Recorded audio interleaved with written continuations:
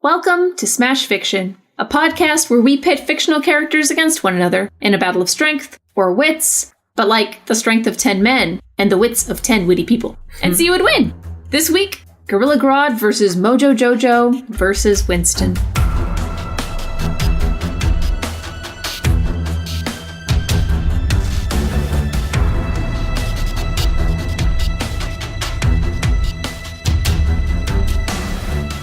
To all agents of Overwatch, this is Winston, obviously. I know that we all have a lot on our plates recently. The Omnix Uprising, the activities of Talon, crime and chaos on a global scale. I wouldn't ask you to set aside those issues if I didn't truly believe that we faced a much greater threat. Well, now we're facing a much greater threat.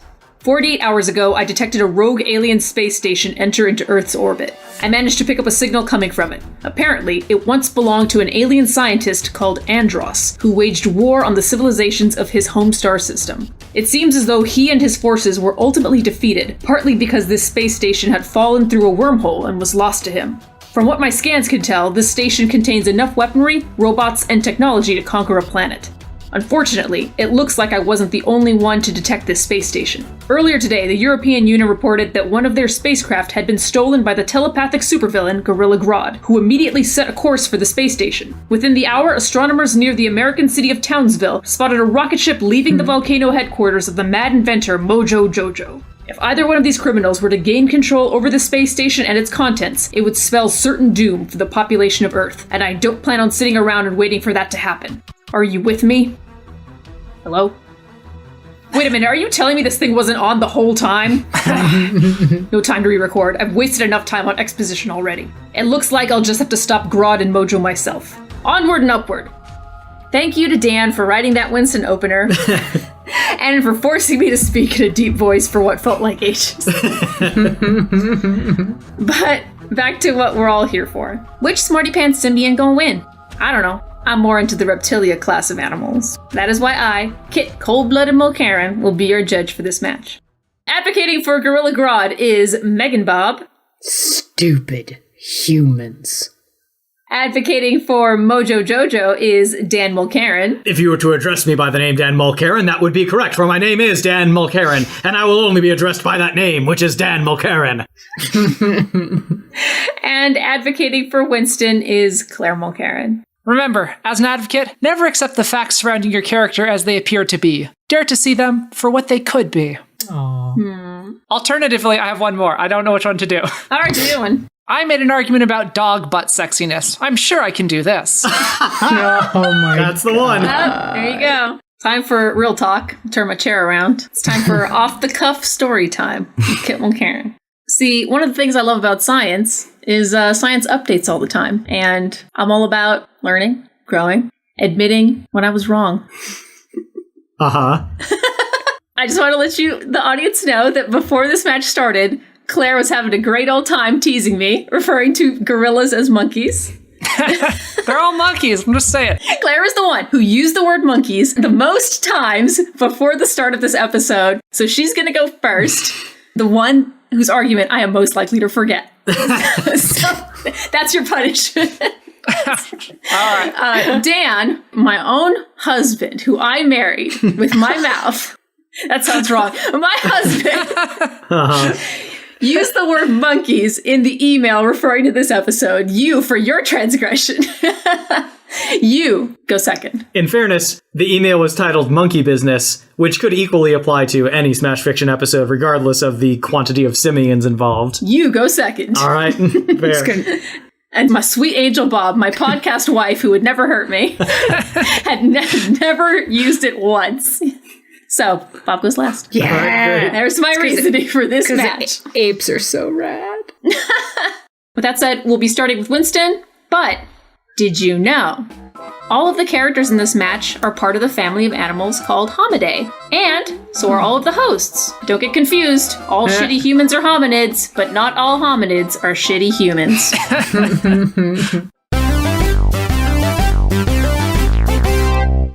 Take it away, Winston.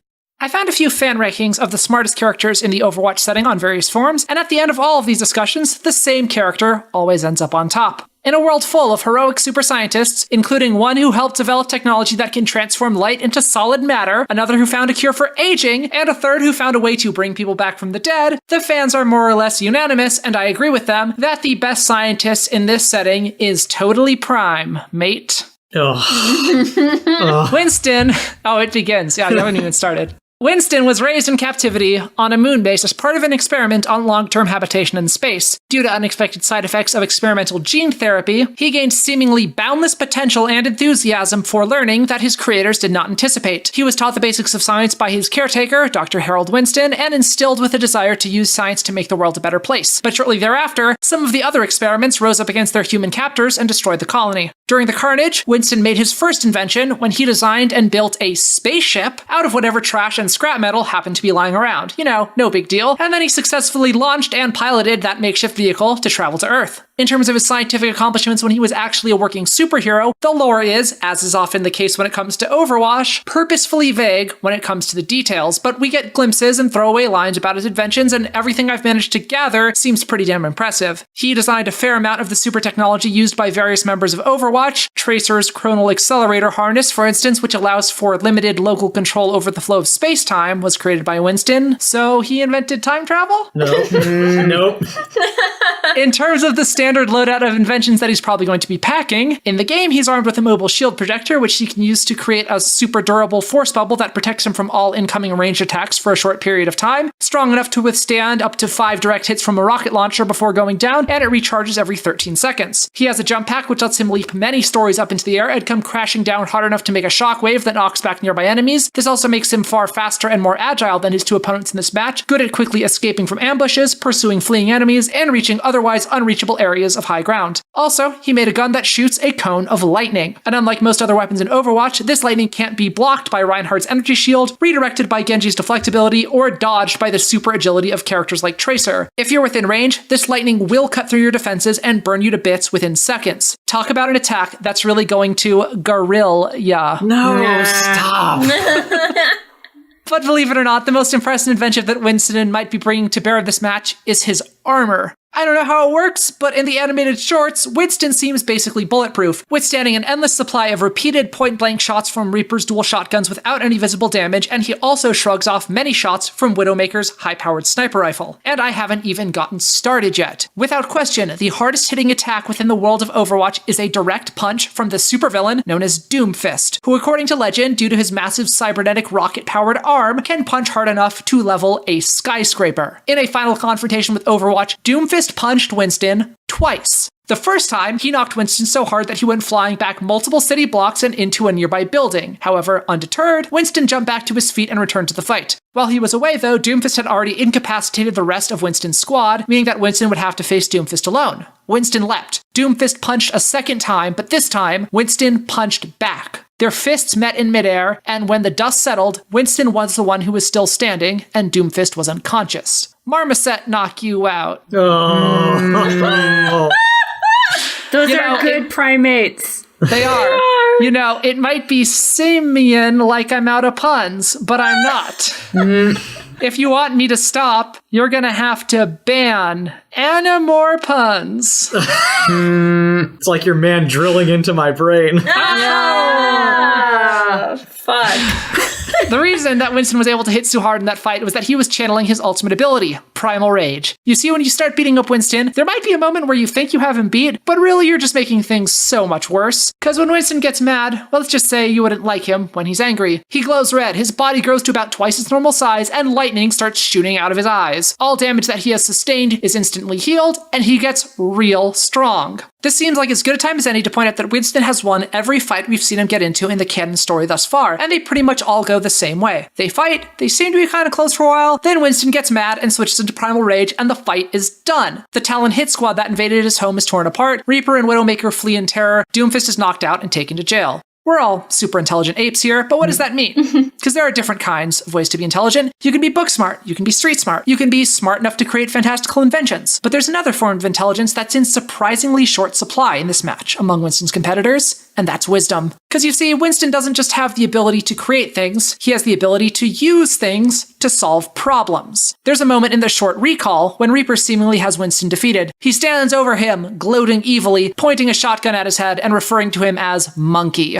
Winston grabs a nearby invention of his, a shield projector that had been malfunctioning earlier, acting as more of a miniature bomb whenever he tried to activate it, and he slides the device over to Reaper saying, "I'm not a monkey, I'm a scientist." The malfunctioning shield generator then explodes, just as it had earlier, and Reaper is defeated. For you see, while his competitors were busy monologuing, Winston studied the blade, and the name of that blade was Occam's razor. Ask yourself, after all the many times that your characters have found themselves in similar situations, which role were they in? The down-on-their-luck rebel with their back against the wall that never gave up hope and managed to MacGyver out a crazy solution at the last moment? Or the gloating villain who came in with the perfect plan but couldn't close the deal, who was undone before they could fully secure victory due to hubris and being matched against a wilier and more determined foe? At this point, the answer should pretty much be a gibbon.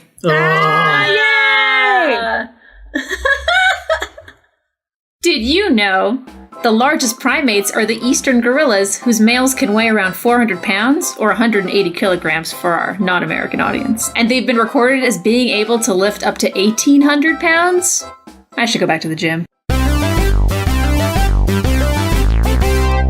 Next up is Mojo Jojo.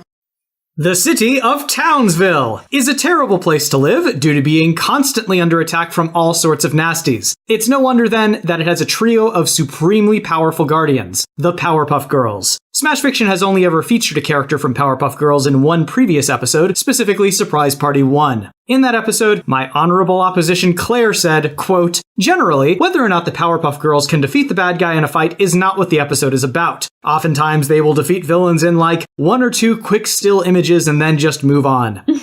Most of the time that's true, when they go up against lesser villains, like the Gangrene Gang, or, you know, their universe's version of Satan. But when this trio of quasi-Kryptonians go up against Mojo Jojo, victory is never assured, and there have been numerous times when Mojo has handed them a definitive defeat. That is because Mojo Jojo is brilliant, which is to say possessing of a vast intelligence, a huge pool of knowledge, a keen intellect, Okay, I was actually tempted to write all of my opener in Mojo's characteristic speech pattern, but then I realized I wouldn't actually be able to get through all my points, and the show is bloating enough as it is, so that will be the extent of my Mojo voice for this episode.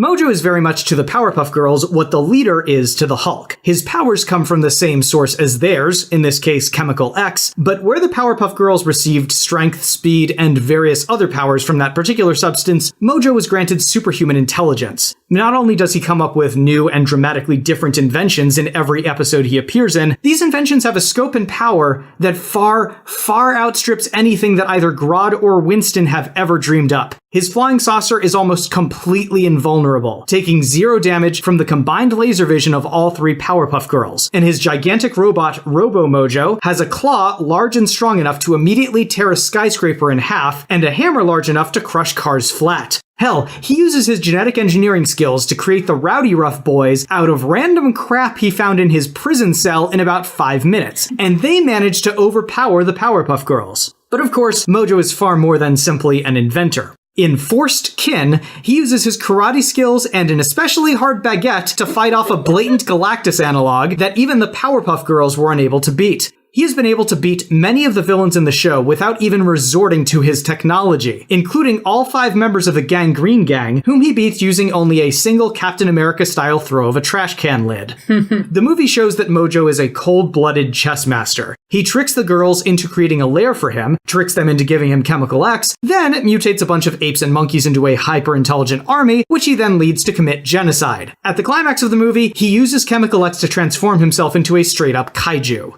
Furthermore, he's the only one here who will actually use magic in his plans. In the episode Monkey See, Doggy Do, he steals a set of mystical artifacts from the Townsville Museum, which he then uses to transform every human on Earth, including the Powerpuff Girls and the narrator of the show, into dogs. And this isn't the only time that Mojo has been able to break the fourth wall to his own benefit. In Simeon Says, Mojo kidnaps the narrator before taking over as narrator, allowing him to change reality itself with a word, including forcing the Powerpuff Girls to perform crimes on his behalf and then fight each other to the death. You'll want to watch your back, Kit, because this may be the first episode ever where the judge herself is targeted by one of the combatants. None of these characters are especially realistic, obviously, but Mojo is a cartoon. He isn't bound to causality, logic, or consistency in the same way that the other two are. He produces whatever gadgetry would be interesting, regardless of whether it makes sense or not. And many of his devices have been shown capable of making large-scale alterations to the entire planet at once, instantaneously. And just like Bugs Bunny, he's not susceptible to injury in the same way that the others are. His bones don't break after getting pounded by the Powerpuff Girls, taking blows that would shatter concrete or crack metal, and it takes just a moment of mugging to the camera before he's back in action. Mojo is superior to both of these apes in every way. Physically, mentally, inventively, and is working with a much more generous set of physics. Once again, the day will be won by Mojo Jojo, which is to say he will emerge victorious, the winner, the sole champion, one who has successfully endured against his lesser opponents. Sorry, I really tried. Man, you would have gotten a fuck ton of points if you had pulled that out, though. I would have gotten in like 2 points. Did you know human DNA is approximately 98.4% identical to that of chimpanzees when comparing single nucleotide polymorphisms? And I don't know what those last 2 words mean. I don't like molecular biology. Only nerds like that shit. Next is Gorilla Grodd.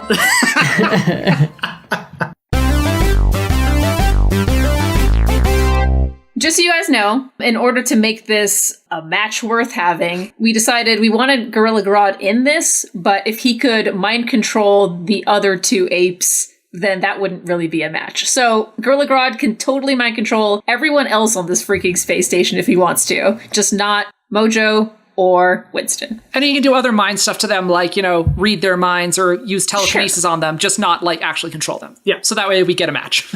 Don't add us. I could explain what happened here and tell you all about the headaches and my now overwhelming desire to kill the Flash. But long story short, Grodd telepathically dictated this to me and said he would crush my feeble human body if I didn't just cooperate. So, in order to prevent my own untimely demise, I'm just going to read this as it was dictated to me by Gorilla Grodd, long may he reign. I am embarrassingly strong. I have punched many superheroes that would destroy any of you, and I have absorbed blows from heroes like Wonder Woman, Barry Allen, and Wally West, showcasing that I am both durable and generous. I chose to let them hit me so that they could feel for one brief moment what it was like to be powerful. It also made it all the more sweet when I caught them and made them live their own deaths as I did to the Flash. He is fast, as his name would indicate to even the most untutored fool. But he is no match for the power of Grodd. I took 3,000 hits from Wally West. Pah! As I said to him that day, 1,000,000 such taps couldn't hurt me. I am a gorilla. I am so strong that I have done grievous harm with naught but a spoon. I'm sorry. I said harmed, which is correct but imprecise. In a single swipe, I beheaded an android using a spoon. Grodd wishes to be specific. Those less powerful are likely to simply have an arm ripped off, as I did to Trickster. I suppose one could say that I excel at disarming my opponents. Wait, no, I have to say this or he's going to kill me. No, he's a true villain. He is. All right. I am durable, as you can tell from the point I have made about the taps in the previous paragraph. No, don't put this in. I am telling you this so you can start the next paragraph. No, stop typing. Fine. I, Grodd, am durable. That my enemies are powerful and noted heroes of the DC universe, whom I come after time and again, and still they cannot defeat me, says as much. For example, punches from Wonder Woman did very little. I will admit that they hurt, but punches from the most powerful hand-to-hand combatant on this earth would do that, wouldn't they? Of course, not that my competitors would know. They've never dealt with anyone so singularly practiced in hand-to-hand, or someone gifted by the gods themselves. Who have you fought again? Candy-colored toddlers and adults more suited to being foes in an early level in Banjo-Kazooie? Have you played that game? It's one of my favorites. I still have my N64. Yes, I'm sure you expected me to be a fan of Donkey Kong, but I am multidimensional and have an identity beyond my species, human advocate. I am getting off topic. If mind controlling this human advocate is not enough to convince you of my abilities to manipulate the mind, then perhaps the fact that I made Vixen choke the Flash will. I've subdued Superman simply by making him imagine that there was kryptonite. I have created an army of mind-controlled animals. I have telekinetically restrained the likes of Barry Allen, Wally West, and Spin, dangling them in the air like helpless toys. During one of my periods of collaboration with the Joker, I brought an entire group of supervillains to helpless lethargy with nothing but the power of my mind. I assume my opponents have prepared some defenses against my mind control, but I doubt they can defend against my telekinetic ability to stop them in their tracks. You will be fortunate if the least I do is use the Speed Force to stab you with your own armor. When it comes to intelligence, there is little that the others can do that is more impressive and deadly than what I am capable of. I have genetically modified apes to kill Superman. The others may not be aware of this, but genetic modification is difficult. Not especially difficult for a genius like myself, but difficult. I can easily prepare an army of genetically superior minions to take on these lesser apes, or if I must, I can improvise with whatever smaller and less intelligent life forms are present and mind control those. Most importantly, I am easily the most dominant silverback in this gathering, and therefore the one the others should defer to. I am the one that will keep our people safest and deserve only the most delicious leaves and fruits. These others are time wasters, and once they see the majesty of a gorilla with far more abdominal muscles than the standard human six-pack, and once they see the glint of my silver back hair in the light, they will know their place is not fighting me, but is at my side defeating the humans once and for all. And maybe, just maybe, what are you doing? The argument is over. Just maybe they'll see that majestic silvery mane.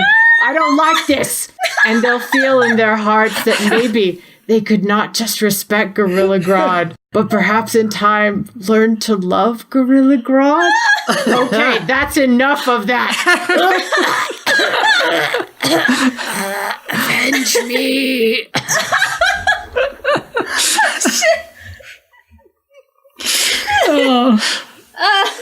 That's really good. God Everything I bless. wanted. Time to tear each other apart in the rebooties. Everyone, get ready to pile on Winston, but first, did you know gorillas are primarily herbivorous? Vegans can get swole too. And if Scott Pilgrim vs. the World has taught me anything, they also get telekinesis. Just saying, I think that's what Gorilla Grodd is on. So, Claire, you brought up a number of times in the fiction when Winston was, ultimately victorious over his opposition. Those victories are really not as impressive as you made them seem. Like, there's that initial cinematic trailer for Overwatch where he and Tracer basically get clowned on until a little child has to save them. There's the recall video where a bunch of mooks come into his lab, and rather than setting up an ambush or using any of that technology that's in there, he just decides to go melee with them. Or that fight with Doomfist, in which he was one of, I think, 3 or 4 heroes that all went in to take out Doomfist. So don't pretend like he's some incredible paragon of combat based on his in-universe storyline appearances. The tough thing here is that we just don't have a whole lot of data on him, and he does end up winning in all of those fights, as we said. Like, he beats the guys by meleeing them, that's correct. The other 2 people with him when he's fighting Doomfist are Tracer and Genji, and then they both get taken out by him, and then Winston defeats Doomfist by himself. So, they may not necessarily be incredibly impressive, but he does win in all of them. It's a small data set, and it's not super impressive, but it's all in the plus column as far as I can tell. One of the things that you mentioned was how powerful what's that thing called? Is it a plasma cannon? Tesla cannon? That's his big weapon, yeah? Yeah, it's his main gun. Excellent. Okay. And that vaporizes people and turns them into I was going to say a precious mist, but that's a weird turn of phrase. It's a serial killer phrase. You know what? I'm not even going to fight you on that. I bet Grodd will be hit, but I just want to say, that's not going to affect him. He's affected by nothing. He gets hit by Speed Force stuff, and he's just oh, that's annoying. Does he get struck by lightning a lot? Yes. Actually, yes. That is, in fact, what the Speed Force essentially is. It's like lightning science. Well, Speed Force is guy punching you. It's a lot of electricity. I don't know if you've seen the show. It looks like electricity when you punch him, but you're just punching him. But with the power of electricity, sure. With whatever it was that Ben Franklin was horny about. I I want to talk for just a bit about Winston's like inventiveness and his sort of arsenal of gadgets, because, you know, we've seen Mojo and to a much lesser extent Grodd pull out all kinds of like weird and unpredictable and effective inventions over their respective careers. But like in match after match of Overwatch, Winston only ever goes into the fight with the Tesla cannon, the jump pack, and then the force field. Like, he invents all sorts of stuff in the background, but the fact that he always goes in with just basically those gadgets, regardless of who he's going up against, tells me that nothing else that he's developed would actually be helpful for him in this match.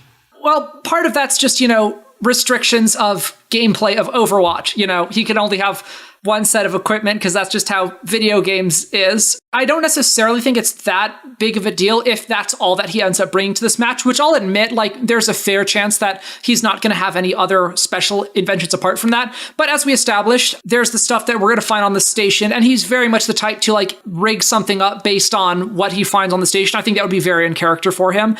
It kind of doesn't matter how many different inventions you guys have, because you're still only going to all bring one loadout with you. You may have had a bunch of different things over your career, and what it tells me is that he's just kind of figured out a really good loadout of equipment that he's really comfortable with. Unlike Mojo, who, you know, will make some new invention that he can always just barely control because he just made it and he doesn't fully understand it, and there's some fatal flaw that he hasn't had time to test. What we see from Winston testing his stuff over and over again, like with the shield generator, is that all of his equipment's really honed. He's been using it for years. So I think that's just better. He's just going to be better with his equipment than you guys are going to be with yours. You mentioned that Winston goes into primal rage, and that's whenever he becomes bigger and stronger, and it allows him to take enemies out more easily. Grodd is always mad. Always. And Okay, strong. Sorry. He just wanted me to say that.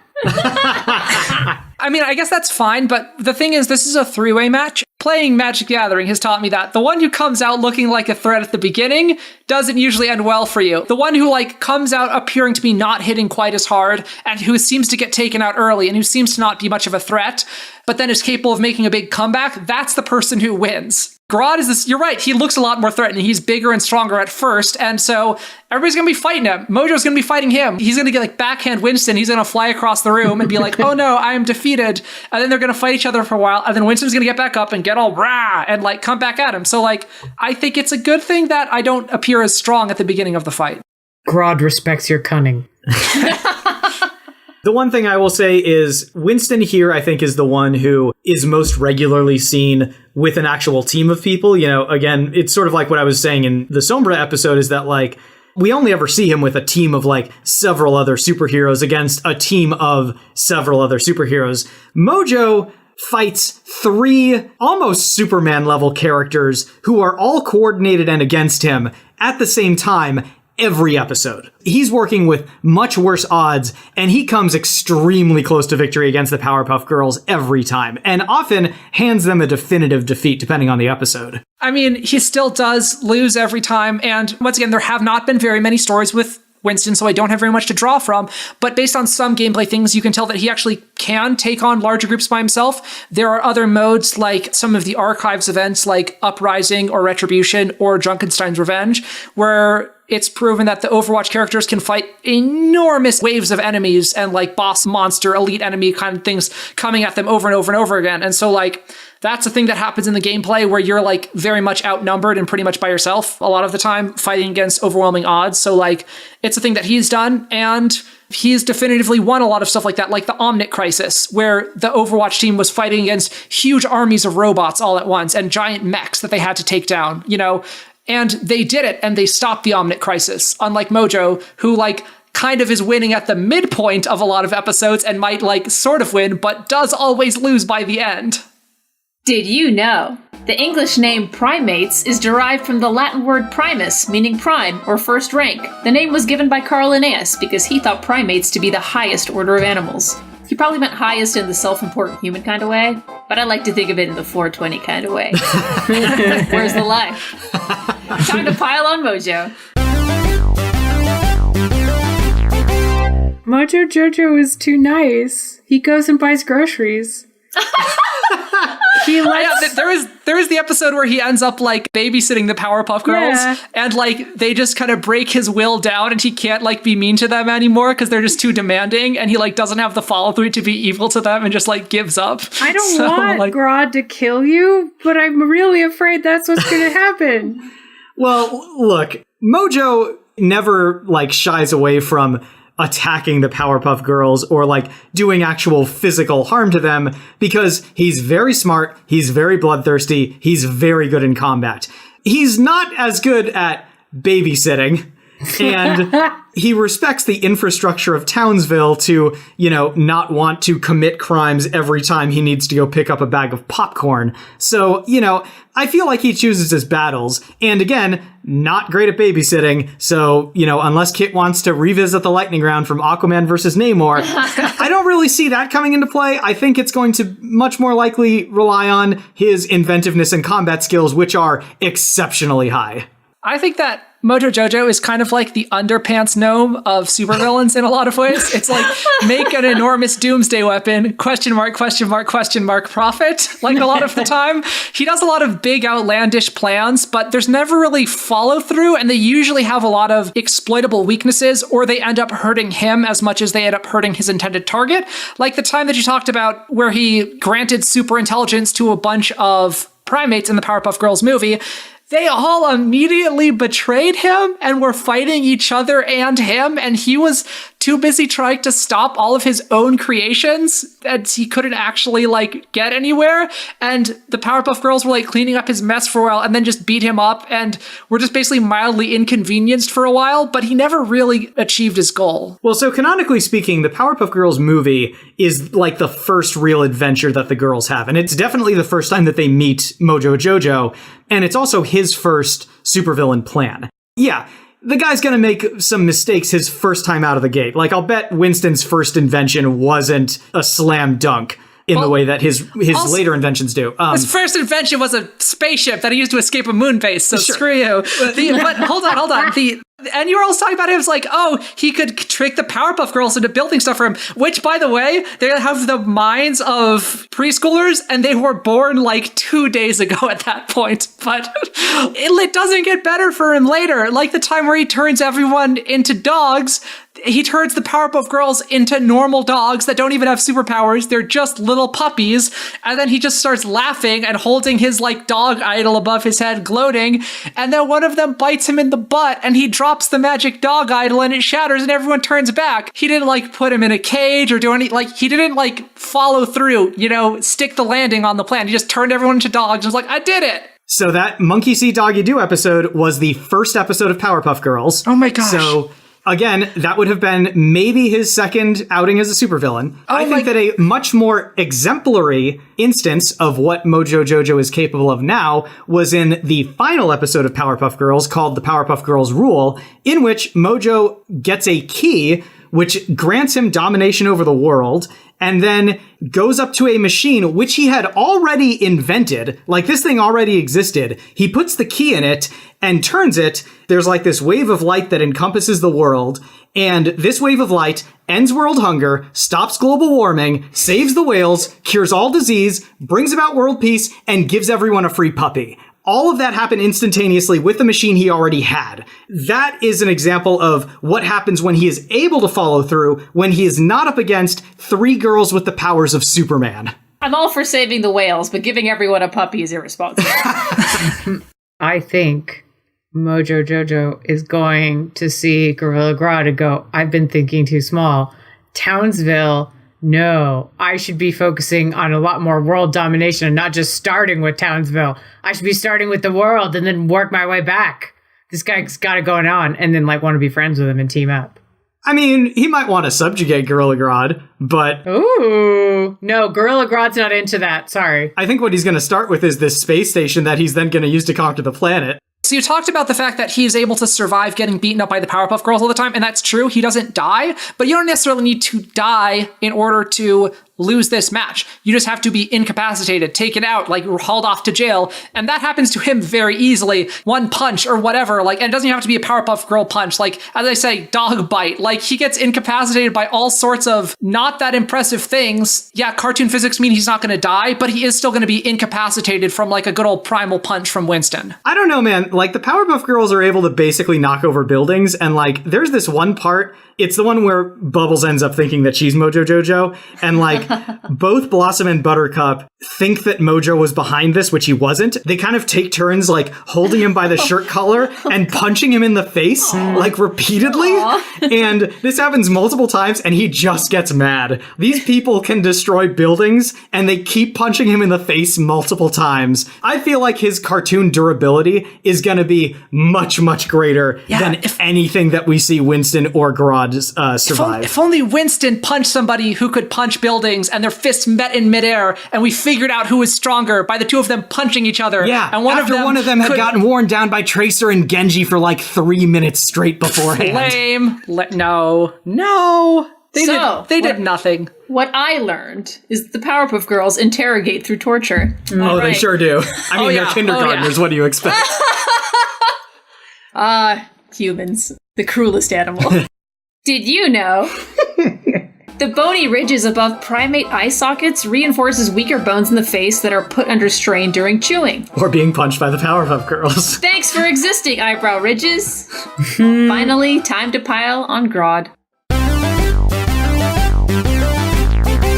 There's one thing I want to talk about real quick. Bob, you, or rather, I guess you channeling Grodd, very casually dropped a reference to Grodd using the Speed Force, and I just want to make it very clear that that is not something that he can do. It's something he occasionally does when he, like, pulls off some sort of big trick, but by Flash number 35, he's actually permanently torn from the Speed Force, so that is not something that he's going to be able to do in this match. It is something Grodd did once. He could probably do it again.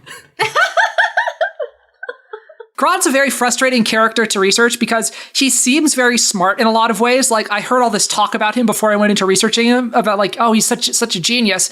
And then I kept on thinking I was missing something because every time he fights the Flash or any other superhero, he just kind of goes up to him and punches him. He like doesn't have a lot of good plans when fighting people a lot of the time. And he doesn't wear like clothing or use technology like Mojo or Winston do. He just like is naked and charges people and punches them a lot. He's keeping it real, man. Keeping it real. That is kind of the interesting thing about Grodd is that he can do that. He can get away with it, whereas everyone else does need a lot of protection. But it took Wally West had to do? He had to punch him to Kansas in order to knock him out. Like, if that's what it took, yeah, right? If that's what it takes, then it seems like the benefit you would reap from having armor and other protections is minimal at that point. You're like, how much better can it be? I do want to kind of double down on what Claire just brought up because, like, there was this one issue of The Flash I was reading as I was doing research. It was Flash Volume 4, Issue 9. And there's this part where Flash and Grodd are fighting in a temple, and Grodd tries to punch Flash. Flash dodges. Grodd ends up hitting a pillar that brings down the roof on his head. But, like, the thing is, this wasn't, like, one of those situations where the Flash came up with this really clever plan to trick Grodd, and he was like, I'm gonna run in front of that pillar, and then when Grodd punches at me, I'll dodge and he'll hit the pillar. It was like, Grodd just lost his cool and started swinging at the Flash, and the whole time, Flash and Grodd's allies tried to say to Grodd, hey Grodd, don't punch him right now because he's standing in front of a pillar, and Grodd just kept on punching and had no one to blame for that particular loss but himself. I completely agree. I do think, though, that we're in a different situation because I think, yeah, with the Flash is speedy and super agile. The other two that I'm up against, or that Grodd is up against, I guess. Yes, that I am up against. They don't have that. And also we're on a space station. So the risk of punching something, I mean, worst case scenario, we're all sucked out into space. I just don't feel like if the Flash is the greatest enemy of Gorilla Grodd, neither of you have what the Flash has. We talked about he's going to use a lot of like minions or do some brilliant thing. Like, he's incredibly prideful and like kind of seems to pride himself on not always having the best plan and trying to win anyway. For instance, in Flash Volume 2, Issue 193, he released a bunch of villains from prison, and then the Flash shows up to like try to stop them all, and they're like, oh cool, let's all beat up the Flash. And he says to all the other villains, like, leave, this is my territory, this is my prey. There's another part where he's working with Negative Flash in a later arc where reverse he threatens- Flash? No, Negative Flash. What? There's too many Flashes. Yes. Boy, howdy. And he threatens to take away her powers when she calls him Grodd instead of Lord Grodd. Like, that is all. And he's like, I'm gonna kill you and take your powers because you've insulted me by not calling me Lord Grodd every time you refer to me. If he's willing to turn on his own allies for that and, like, charge into battle with no help, like, he's just such a fragile pansy. He needs to, like, assert his own masculinity to keep that silver back all the time. That's so easy to exploit for a smarter foe. I think you're probably right. Again, these are against people who have had a lot more sort of familiarity with him, not these two who have never met him before, but are like, oh my gosh, he's giant. I don't think they're going to have enough time to like penetrate the psychological weaknesses of Gorilla Grodd, which are many, but I don't think they'll be able to get that context from the screaming and punching. As technology crackles and massive simian fists slam against the once but no longer immaculately smooth surfaces of the space station, one might find it hard to hear the first warning rumbles of the lightning round. Not in space. Oh! Sorry, it's that Speed Force. I gotta get that fixed. A large, cracked, though still functional screen blinks and statics behind the brawl before displaying a pink and perfectly round face with large, curious eyes that follow the fight. Ahem! It makes the sound of a throat clearing as it waits, though it doesn't wait long. Hey! The apes one by one turn to see the big emoticon-esque face peering down at them from one of the space station's large screens. Thanks, the face continues, its voice feminine and cheerful. I'm pressed down to orb. Gorilla Grodd interrupts. That's your name? And I'm a bit of alien code. Well, I guess you're all the aliens and I'm just me. But anyway, I'm a bit of living code that hacked itself into Andross' space station, and I've been transmitting information back to my world, but that's not important. What's important is that all of that's been super boring, but then not one, but 3 monkeys showed up and started fighting over this place, and that's way more interesting than whatever Andross was trying to do. I mean, 3? What are the odds? Actually, I could tell you the odds, but that's not interesting either. What's interesting is you guys. But your fighting's kind of destroying the station, and I do still have a job to do, so you can't do that. But I have a better idea than fighting anyway. Andross is a big fan of this particular kind of Earth TV show, and I've kind of been getting into it, and I think you guys should settle this on the holodeck. The primates stare in confused silence at the screen, then at each other, then back at press down to orb. Smiling, she continues, I'm making the holodeck the only place on the station with air, so you should hurry up and meet me there. After some hurried running, both bipedal and knuckle-based, the 3 apes arrive on stage? Live from Andross' space station, it's Space's Got Talent. I'm your host, Press Down to Orb. The audience cheers as a holographic pink orb with a face floats onto the stage. We're here to find the best talent in space, and we're down to 3 contestants, so we will be crowning a winner tonight. And here are the people who are the tried and true best of the best to judge our contestants. Give it up for Sephiroth! He stares apathetically at the camera with cold cyan eyes as the audience cheers. Willow Rosenberg! The cheery redhead waves at the camera and turns around to wave at the audience as well. And our Simon Cowell judge, GLaDOS. To avoid serious injuries, please refrain from losing. How will your simian science enthusiast use their big brains to be entertaining? The audience doesn't really care about how smart you are. Time to think like an art major.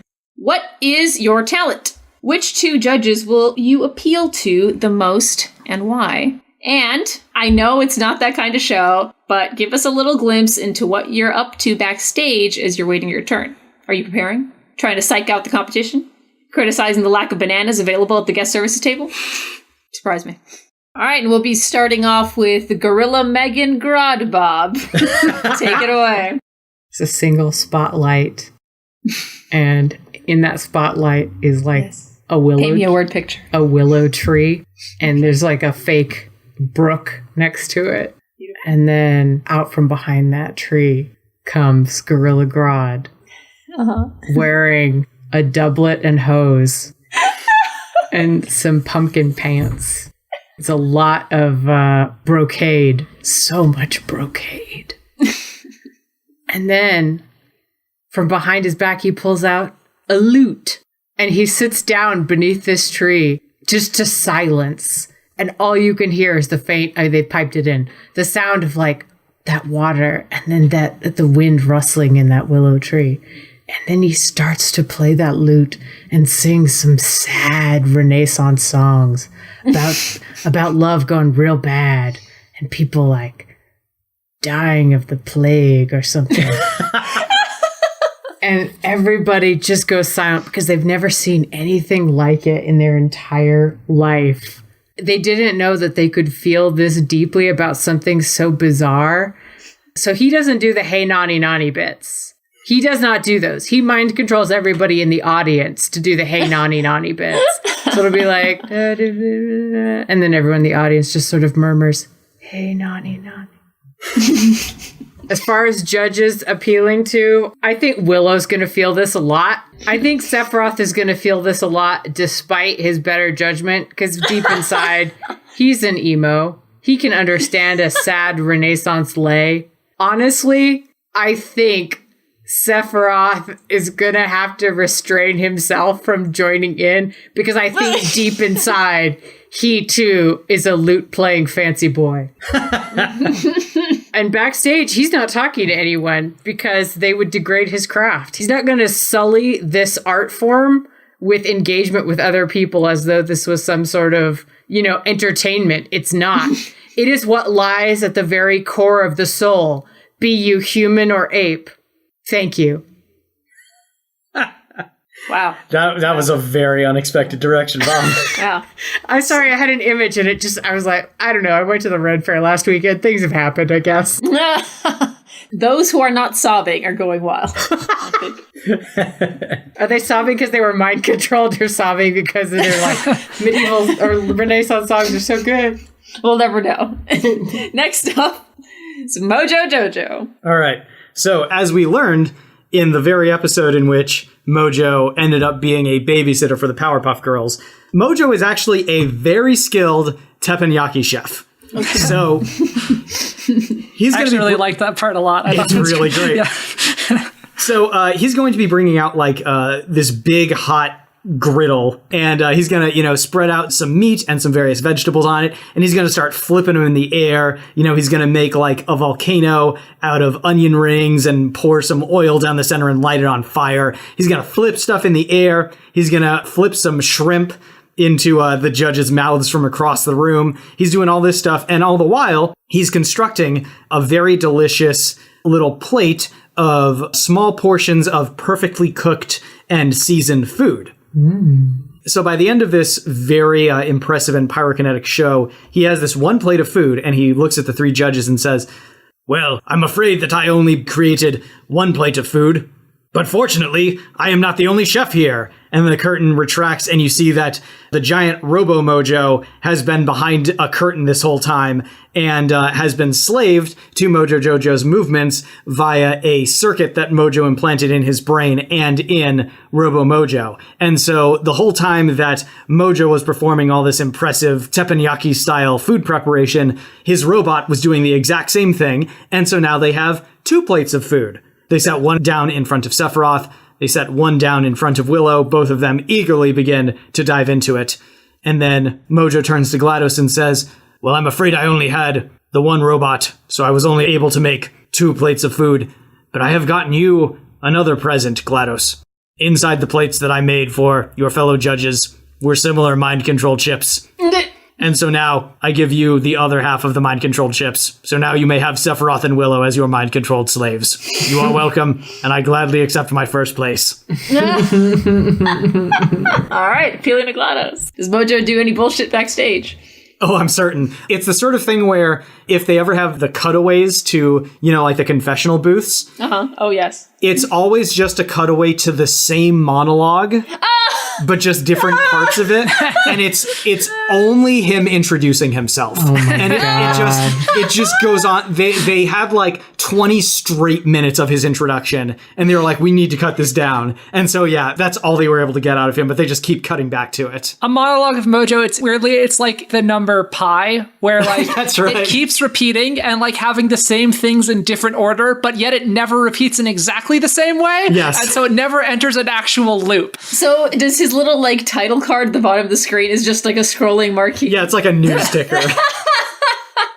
Fantastic. All right. Last up, Winston.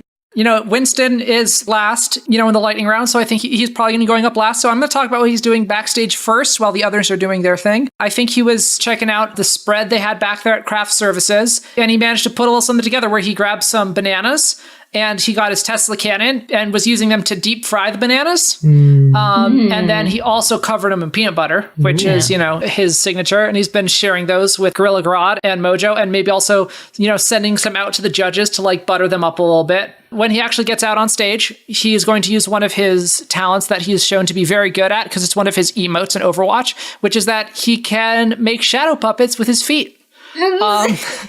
And he is going to do this to like get a flashlight, and by doing silly voices and holding up his feet and making shadows, he's going to do an entire shadow puppet recreation of his favorite film, which is, as we all know, Dunstan Checks In. Yeah. But as a musical. And I'm going to say that Willow's going to like the songs a whole lot. Sephiroth is going to think it very funny that he can do a spot-on impression of Jason Alexander. And, GLaDOS is probably also going to like that he does a surprisingly soulful rendition of all of Faye Dunaway's dialogue. Because, yes, Faye Dunaway is in Dunstan Checks In. Was she really? Yes. Yeah. Oh, that is madness. No, we have to watch it, guys. It's so good. I guess we do. Is it too late to put Dunstan in this match? Can Dunstan check into this match at this point? All right. I have a lot to mull over. I'll be back. So, Bob, when we were discussing this match, you were actually quite enthusiastic about representing Gorilla Grodd. And I was curious, I didn't expect you to have such strong feelings about him. Oh. Was he mind controlling you even then, or do you have a different source of passion for him? It's that I didn't know he existed until we were watching The Flash, and we only started watching The Flash a couple years ago because we're like, what's a dumb show? Great, we'll watch The Flash. Those are my requirements for television, typically, is that I have to be able to trust that it will largely be okay, and that if I look away for 30 minutes to do something on my computer, I can look back up and still know what's going on. And The Flash, Right, sure. Most CW shows meet that requirement. So I was watching one, and then, out of the shadows comes a giant gorilla, and I was like, okay, what's happening?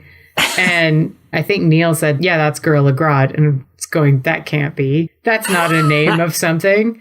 This is fake. And then he was like, no, he's a talking gorilla. And I was going, this is the greatest thing ever. And you know what? I'm not usually big into DC, but I mean, a talking gorilla, that's pretty great. The only way it could be better if it was orangutan.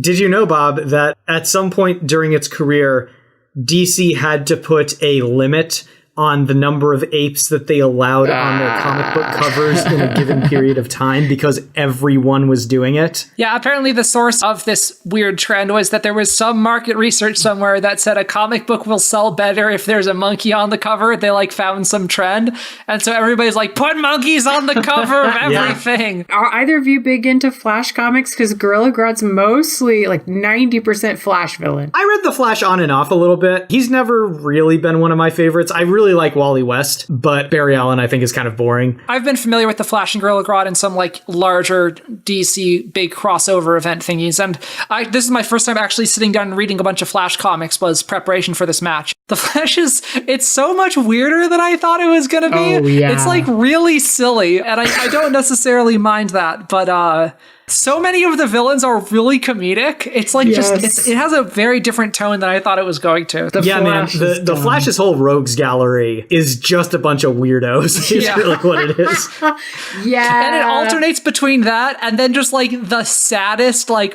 terrible, heart-wrenching family drama in the Flash's personal life, and then just like the dumbest fucking villains. Like, it's just like those are the two tones that it has, and I don't know how I feel about it. Well, as you say that does make me think that then the show has nailed it, because that is exactly the way the show works, and I thought that was weird, but I guess that's accurate. It's kind of doing it. I have questions about Powerpuff Girls because I saw an episode or two of the Powerpuff Girls growing up, and I hated it.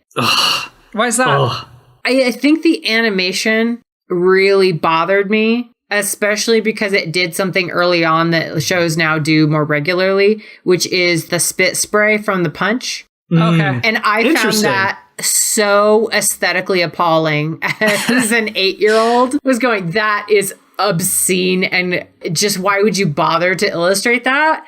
What is that adding to my life? Yeah, and a lot of the fights in Powerpuff Girls, the hits are surprisingly gross. They are. They're really nasty, kind of at odds with it's the sort thing. of it's sort of like a comic book impact panel as shown in Ren and Stimpy. Oh God, I hated Ren and Stimpy so much. I cannot handle that animation style. Oh no, my family and Claire can attest to this. Yes. We loved the Powerpuff Girls. I did feel like I was missing out on a cultural phenomenon, but I couldn't get over it. Is it something where you're like, oh yeah, this really holds up? Some episodes hold up and some don't. I think like the middle seasons are pretty good. Early on, it kind of is finding its footing. And the latter seasons were kind of weirdly not good a lot of the times when I was rewatching it for this. But like, there are a lot of very good classic episodes. The movie, I think, is really solid too. The movie is solid. It's kind of basic. It doesn't really do anything special. A lot of the weird high concept episodes of Powerpuff Girls are very good. Like just the ones where they're doing something really weird and sticking to it. No, I love it.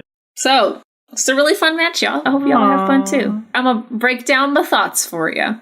Gorilla Grodd sounds fucking terrifying. He's very scary. He's ridiculous. Really scary. It's really silly of a concept, but when you explain it the way you did, Bob, it's like, oh shit, I would not want to be in a room with a regular gorilla, let alone one like Gorilla Grodd. A crazy psychic evil gorilla. Yeah. That's it. I really liked the argument about him pulling a lot of aggro. So I think that was a weakness he was going to have to fight to get it past. For Mojo Jojo, super impressed by the machine that like did multiple things to the entire world. It's one turn of a key, and yet also getting beat up by little girls. Super strong little girls. But still little girls, right? Everyone in this match, by the way, super high endurance, I'm imagining. All very equal in the amount of like beatings they can take. Winston, I think his biggest weakness is that he's very used to fighting in groups. I think that's kind of what the takeaway was for me in that. But all in all, I think Winston's got the edge in this match. Oh, okay. Nope, you're wrong. Yeah. You're absolutely wrong. Claire did a very good job of arguing. I mean, Claire did a good job, but you're still wrong. Bob, you did a fantastic job with Grodd. Claire, you do a fantastic job, as always. Yeah. It's been a pleasure. You rep that sexy even gorilla. though Kid is wrong. Time for the monkey tanks.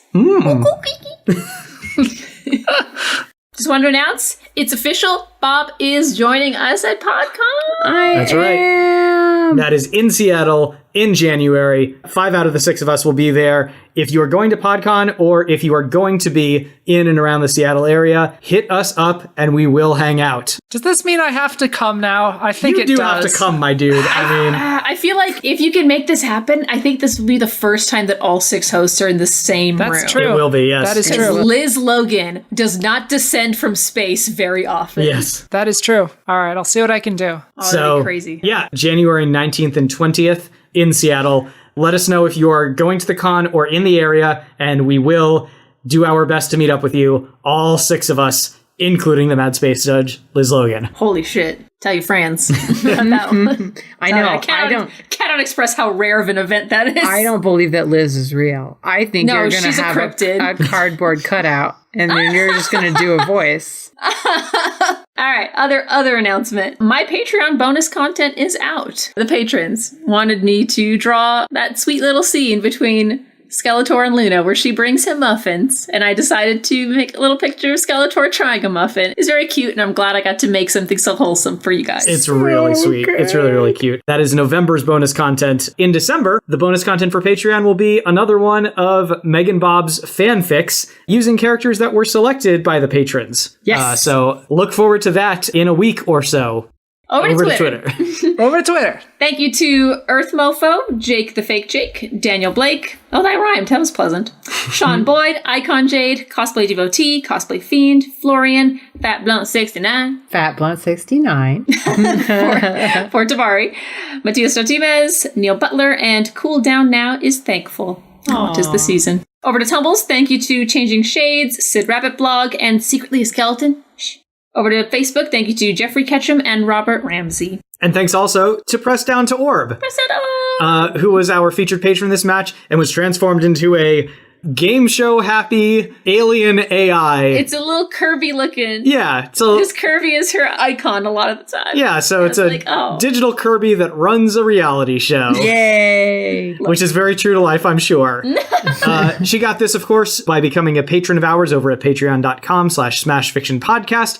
You can do the same. Join our storyline, see all that bonus content we were talking about a second ago, all of the art that Claire and Kit do, the stories that Bob writes, the songs that Liz writes and performs, the rants that Miles goes on, and the League episodes that I run and everyone else participates in. It's all good stuff. It's all over there at SmashFic. Go check it out. So we have a little bit of time, so we're going to answer a question from our 3rd anniversary. This one comes from James Kaler. He asks, if you could have any fictional weapon, what would it be? Okay, so Dan is ready for this one. Oh, I've been ready for this question. So there was this old school Nintendo game called Dragon Spirit. Oh shit, you're right. Yep. And the main character in it had a magical sword that he could raise above his head, He-Man style, and it'd turn into a dragon. I will take that, please. I like flexible, like whippy weapons. Things like the Ivy sword or whatever. Yeah. Maybe like a hook shot. I'm a big fan of that kind of thing. Or just the scissor blade from Kill la Kill. Oh, hell yeah. I want half a giant pair of scissors.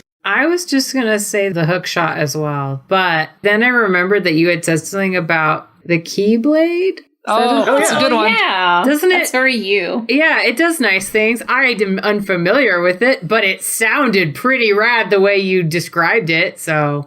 Does the thing that gives Vixen her powers count as a weapon? Oh, the Tantu totem? Yeah, totally. I think. Yeah, Does sure. all the animal powers, motherfucker. That's my dream. Or alternatively, does that blue cube from Animorphs Oh, that gives you the ability to transform into any animal you touch? Because I have access to animals, my dude. That's true. Thanks for joining us. Next week, Extraordinary League 35, and after that, a very special holiday episode. Gremlins versus John McClane.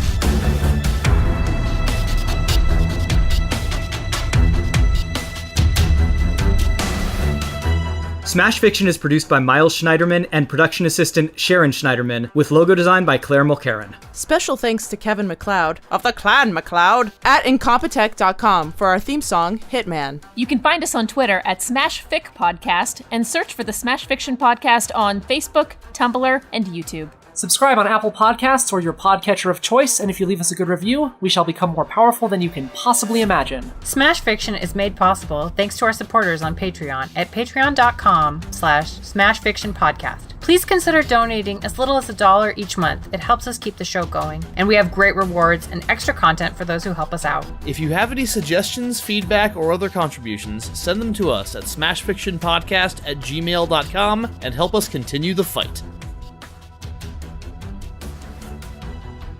I don't want to burp while I'm trying to do my opening argument. Do it! No, I don't Nope. wanna. I'm trying Try out to your burp. inner monkey. I'm trying to burp now, but I don't. A monkey won't care about burping into a microphone. He's making his opening argument. Monkeys don't care. Monkey would fuck that microphone up. It's not actually a speak no evil that one monkey is doing, Claire. It's a burp no evil. burp. No, so cute. Well, that's an unusually polite monkey. I think what that proves that 1 out of 3 monkeys would cover their mouths if they were burping. It's true. Aw, Bob is that monkey. Aww.